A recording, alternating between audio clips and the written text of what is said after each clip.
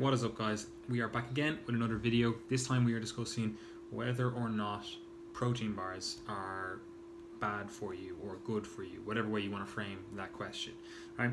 And this goes back, first of all, to the same thing we discussed when we discussed energy drinks. You have to be very clear in what you are actually asking, right? Like, are protein bars bad or good for health, for body composition, for performance, like as a quick treat, a quick snack? Like, what are we talking about? You have to be very, very clear, okay? However, what most people are talking about when they discuss this is whether or not protein bars are good for your health and body composition, right? So they're not really like generally talked about in regards to performance. It's generally in regards to body composition. Is eating a protein bar going to stop me losing fat, or is eating a protein bar bad for my health, right? So in the article, I went into the ingredients. Well, I really just listed off the ingredients because at the end of the day, there's nothing there that stands out, that's glaring at me, that goes, this is awful for health. This right here is going to give you cancer, AIDS, syphilis, whatever else. There's nothing standing out at me that's like, okay, well, we want to avoid that. There are a few things that are potential negatives, which we'll get to, but on the whole, if you look at the ingredients of a protein bar, yes, there's colorings, flavorings, whatever else, again, dependent on what bar you are choosing, what product you're actually buying. There's different ingredients, but on the whole, the majority of them, nothing in them is screaming at me that if you even have a nanogram of this, you are going to be in ill health. There's nothing screaming out at me like that, right? But like I just touched on there, the poison is in the dose, right? So this is something that we'll kind of touch on in a second, again, with the negatives and when and who should potentially be having protein bars. But there's nothing glaring there that you'd be like, no, I need to stay away from that product. Okay, there might be stuff individually that maybe there's an E number or a coloring or a flavoring or whatever that you specifically know you react to, so you obviously have to avoid it then. But for just this broad, non-nuanced conversation, then yeah, there's nothing on there that I'd be like, nah, you need to avoid that 100%. Okay, so again, the first thing we need to do is be very specific in what we are asking, and then we also need to realize that in the quantities that you're eating stuff in this bar for health and body composition, it's going to be very inconsequential if you are eating it in minute quantities. And what I mean by that is you're not relying on protein bars to make up the entirety of your diet, okay? But I don't think, like, realistically in the real world that anybody is actually doing that. But we'll kind of touch on when and where and who and all that kind of stuff in a second. The next thing then is, if we are talking about health rather than just body composition, like, you could make a very, very strong argument that protein bars are a health food, right? Because they are fortified, generally speaking, with a lot of vitamins and minerals, right? So if you are deficient in those things and eating a protein bar allows you to hit those targets, then you are going to be in better health, okay? So for some populations, like, a protein bar would be a very, very big health food, So again, you have to be very specific with who we are talking about and what you're trying to get from the actual discussion and the actual protein bar itself, okay? So the ingredients, relatively good, nothing that you're like, no, stay away. Potentially benefits, especially if you aren't eating a range of foods and you're deficient in some sort of micronutrient, mineral, vitamin, whatever, protein bar might actually have it, right? However, there are some negatives which you then have to weigh up with your overall lifestyle and goals and whatever else. First of all, generally speaking, the protein source isn't very high quality. Usually they'll use something like soy protein, which it definitely can contribute to your overall protein intake, but it's not a complete protein, doesn't have the full spectrum of amino acids that we're looking for, which is fine in the context of a good overall balanced protein intake. Or if you're on, say, a vegan diet or whatever, you're actually looking at this stuff using like an app like, say, Chronometer, and you're looking at like, okay, I need to get a certain spectrum of amino acids, So the protein source, that's the first thing, not great. Generally speaking, obviously it depends on the bars. Some of them do use higher quality protein sources, but a lot of them use soy protein, which generally speaking isn't going to be the best source for most people, purely because it doesn't give you that fuller spectrum of amino acids. Okay. The next thing then is, generally speaking, these protein bars will have a lot of polyols, which they'll then put down as like fiber and stuff. And polyols are like, they're kind of sugar alcohols, and technically speaking, the body doesn't digest them, but the gut bacteria, again, depending on the different polyols that are used, which is again going to vary from protein bar to protein bar, but at the end of the day, a lot of people are going to find that these polyols react poorly with their intestines. The gut flora in your intestines are going to digest this, going to give potentially some sort of gas formation then, and you're going to feel bloated, you're going to feel sluggish, you're going to feel like crap, you might even be gassy after it. Again, this is dependent on you as an individual. Like, some people can eat protein bars and have no issues. Some people eat protein bars and they are farting all day, So again, it is a little bit of an individualistic thing, but even on the non-individualistic spectrum, polyols, they're kind of neutral to bad. Like, I wouldn't even say neutral to good. Like, some of them obviously do have good properties that are beneficial, but at the end of the day, most people are going to find they have a poor reaction to them, especially, like we touched on before, the quantities. So if you are eating protein bars every single day, you are literally having 3, 4, 5 protein bars every single day, you are not likely to have a good time with digestion. Like, you're probably going to notice some negative effects from eating that much polyols in your diet, right? So you have to factor that in.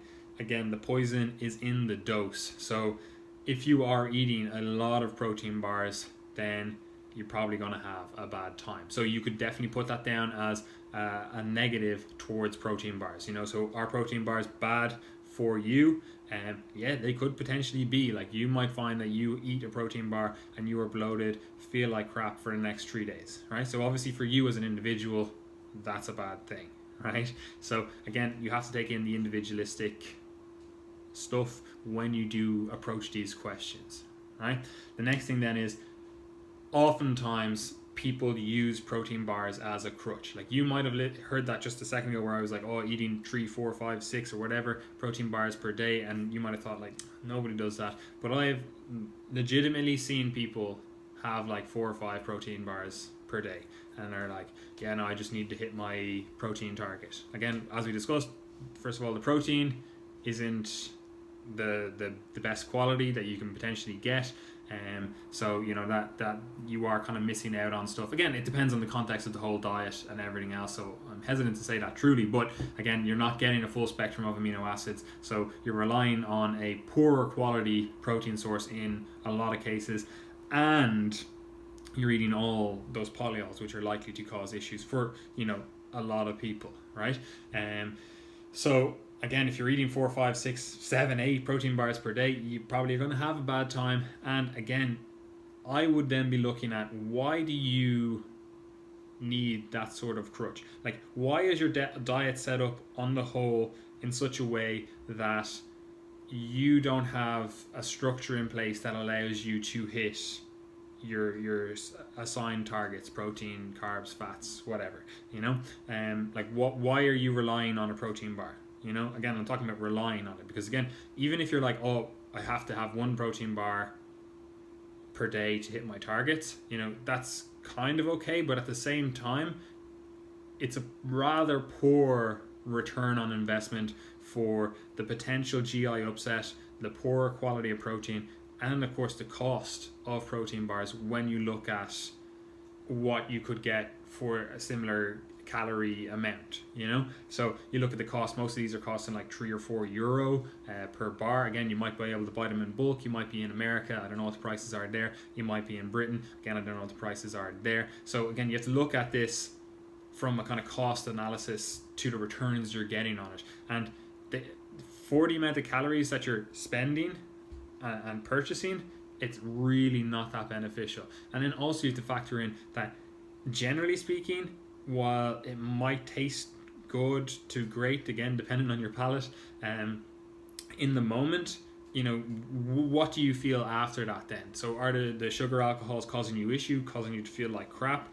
Are you then hungry after it? Because this is a big thing, you know. There, while it does have a lot of fiber in a protein bar, has a lot of fiber in it, they don't really tend to give you a huge amount of satiety. Like, you're not feeling full after eating it. Like, again, this is dependent on you as an individual. Like, maybe you do eat it and you get bloated to all hell and you're like, yeah, I feel really full, but it's not a good kind of full, like you're still kind of hungry. But again, you have to take in the individualistic stuff. But again, for the return on investment, purchasing a protein bar, having that in your diet on a daily basis, you are getting a rather poor return on investment.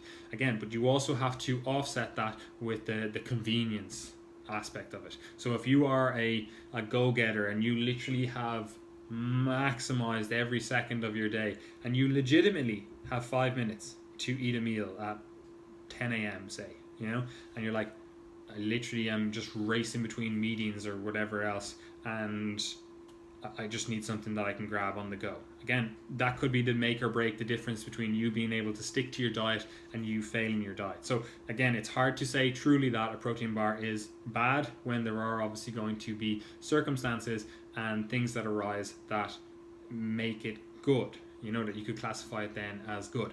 However, that is literally not the majority of people. The majority of people spend 4 hours per day on Instagram, okay? So like, you can't say, oh, I'm so busy that I just have to have a protein bar when you're spending 4 hours per day on Instagram, you know? So again, you have to factor in, is the convenience worth the lack of a return on investment in terms of the quality of protein that you're getting, the potential GI upset, the quantity in terms of volume of food that you are getting for that caloric investment. Again, like, this is very important if you're dieting and you're finding, you know, you're hungry and stuff. If you are spending all these calories on something that gives you a relatively poor satiety, then you are potentially less likely to be able to stick to your diet, because you're going to have this protein bar at 10 a.m., 4 p.m., whatever, and like, you're going to be ravenous within an hour, 2 hours, and that's just going to give you another opportunity to potentially fail on your diet, right? So again, you do have to weigh all these things up on the whole, right?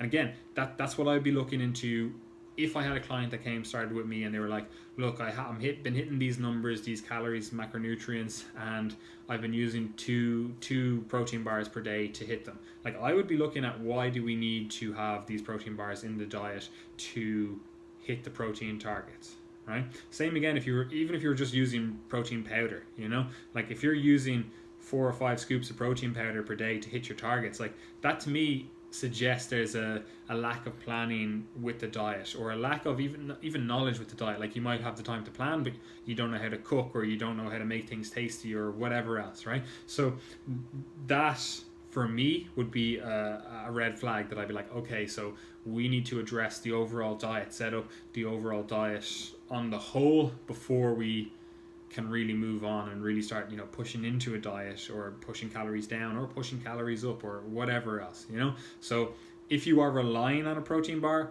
I would personally see that as a negative. If you are occasionally having a protein bar, like, again, you're really busy, you just need something quick that you're like, I'd rather have that than have, like, I don't know, a Mars bar, which is probably similar calories, and you're just like, I'd rather have the feeling that I'm on track more by getting some protein or whatever, then yeah, go for a protein bar. Again, sometimes, you know, myself or Gary will be away at seminars, conferences, whatever, and, you know, it's not exactly the easiest to have meals that are handy, quick to go when you're in a different environment, you're in a different country perhaps, you know that kind of way. So having a protein bar at like that 10 a.m. time, or that 4 p.m. time, or whatever, if the seminar or whatever is 9 to 5, and you're kind of like, I just need something quick to kind of tide me over, then yeah, fine. But that's not a daily occurrence, that, or at least for most people, that's not a daily occurrence. It shouldn't be something you rely on. As a general, like very generic rule, like if you're having more than 4 protein bars per week, I would probably be looking into why you need that, right? And then the final aspect is addressing the whole issue of treating yourself with a protein bar, because that is something that a lot of people will do, and it's not necessarily bad, okay? Because again, you have to look at the context of the diet on a whole. If you have a protein bar and you're like, this kind of feels like it's a bit of a treat food, it kind of feels like a chocolate bar, tastes a little bit nice, and by having that protein bar, overall you're able to stick to the rest of your diet, then obviously that's going to be a good thing, right? Because your diet on a whole is then more likely to succeed, and you're more likely to achieve your goals, etc. However, I would still be kind of looking at that going like, okay, well, eventually at some stage we need to address why you need this crutch, and that could be like a psychological thing that you need to get counseling for. That's a very real possibility, that you need to really dig in deep and analyze your overall relationship with food, and that might be a very real possibility, or it might be just something that you can deal with yourself and go, okay, like I need this crutch right now to allow me to feel like I can have the confidence to set up my diet on the right footing, and then I'm going to slowly start phasing these protein bars out, and start getting onto more kind of whole foods, real foods, whatever you want to call it, in the longer term, right? So they can definitely be used as a crutch, but it is something that I would be looking at consciously, why you need that as a crutch, right? So if you were to go into my head, say, are protein bars good or bad? I'm still going to say maybe, right? Again, it depends. It depends on the situation. It depends on the individual. There are health benefits. There are health negatives. There's nothing that stands out on the list that would be like, that's going to be terrible for your body composition, that's going to make you just gain excessive fat, you're going to lose muscle eating it. And same with the performance, there's nothing in the ingredients that are just going to be like, yeah, you're literally going to lose 400 kilos off your squat, like you're actually going to be squatting negative weight, like there's nothing that shouts that to me from the list. But again, it comes down to you as an individual. If I'm to give broad, sweeping recommendations, my recommendations would be to not eat protein bars and focus on real food. However, if every so often you need to have a protein bar, or you want to have a protein bar and it allows you to stay on track, that's perfectly fine. But as I said earlier on, if that is occurring more than 4, again arbitrarily enough, more than 4 times per week, then we need to assess the overall diet setup, so yeah, protein bars, neither good nor bad, it depends.